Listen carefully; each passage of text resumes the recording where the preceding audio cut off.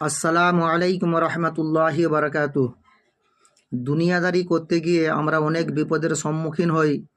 যেমন কাজ কারবার করতে গেলে আমরা দেনায় পড়ে যাই, কাজ কারবার ঠিক হচ্ছে না, কাজ কারবার ভালো হচ্ছে না, সেই সঙ্গে নিজের সন্তানরা অবাধ্য হয়ে যাচ্ছে। সমস্ত রকমের খারাপি থেকে, সমস্ত রকমের বালা মুসিবত থেকে হেফাজত হওয়ার জন্য লা হাওলা ওয়ালা কুওয়াতা ইল্লা বিল্লাহ এই আমল যদি করতে থাকে, আল্লাহ সুবহানাহু ওয়া তাআলা সমস্ত দুনিয়ার জিন্দেগির সমস্ত বালা মুসিবত থেকে হেফাজত করবেন।